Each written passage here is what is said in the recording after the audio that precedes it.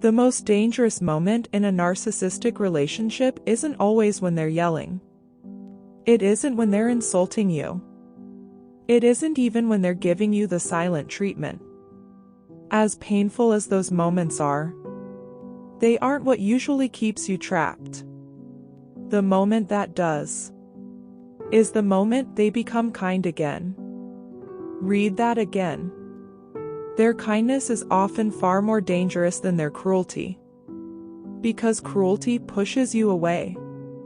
But calculated kindness pulls you right back. And that's exactly what makes it so powerful. Most people think abuse is what creates the trauma bond. It isn't. Abuse creates the pain. The sudden return of affection is what creates the addiction. The shouting. The insults. The emotional distance. Those moments hurt deeply. But they also make you question the relationship. They make you wonder if you should leave. They expose something that's clearly wrong. Even if you're confused. A part of you knows you're being hurt. And that's when they make their move. Just when you're emotionally exhausted. When you've finally started pulling away. When you're thinking, I can't do this anymore. Everything changes. They smile again. They become affectionate. They listen. They compliment you. They suddenly remember everything you've been asking for.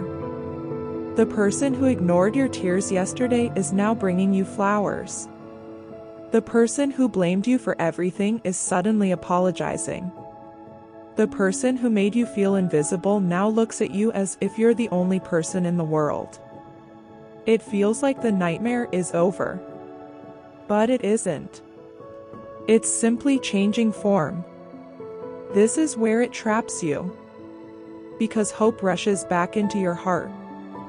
And hope is incredibly difficult to walk away from.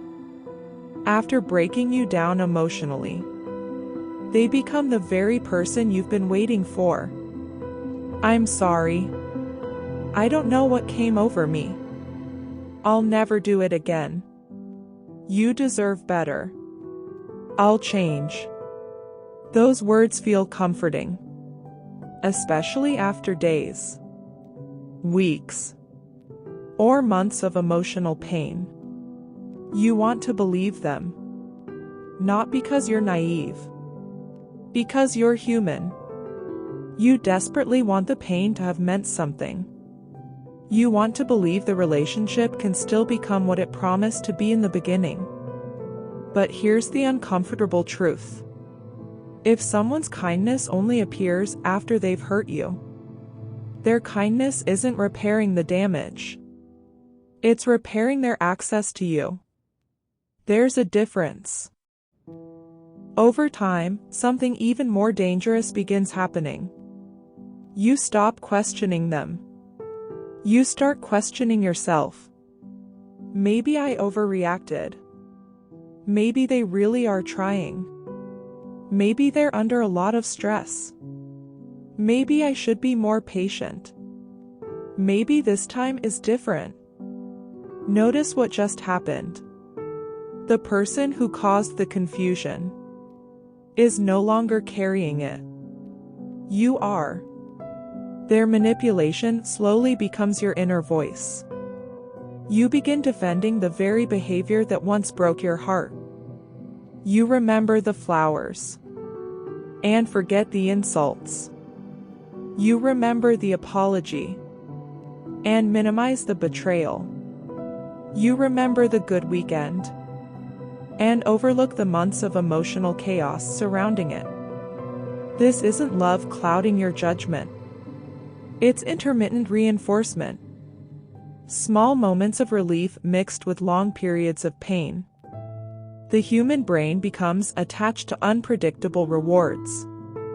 And narcissists often understand this pattern instinctively. That's why the sweetest moments often arrive immediately after the cruelest ones. Not because they've transformed, Because they know exactly when you're closest to leaving. Eventually, you realize something painful. You aren't staying because the relationship is healthy. You're staying because you're chasing moments that become increasingly rare. Those brief flashes of kindness begin feeling priceless. Not because they're extraordinary. Because you've been deprived of them for so long. The breadcrumbs start feeling like a feast. And every small act of affection convinces you that the loving version of them is finally back. But ask yourself something. If that loving version was truly who they were, why did it only appear when they were about to lose you? Healthy love doesn't disappear every time conflict appears. Healthy love doesn't have to be earned after surviving emotional chaos. Healthy love doesn't require suffering before affection. One of the hardest realizations after leaving a narcissistic relationship is understanding that the kindness wasn't always fake. Sometimes the affection felt real in the moment. The laughter, the intimacy, the promises. But genuine feelings don't erase manipulative patterns. A beautiful moment cannot cancel out a destructive cycle.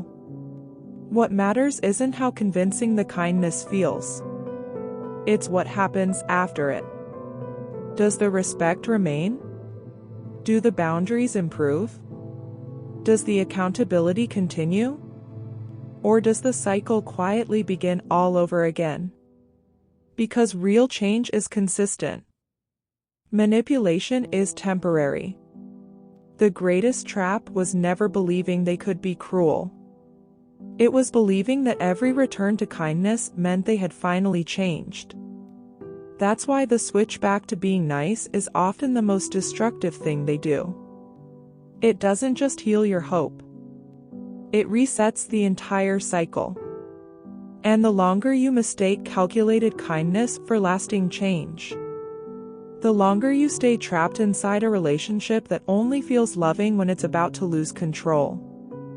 Because the most dangerous mask a narcissist ever wears is the one that looks exactly like the person you fell in love with.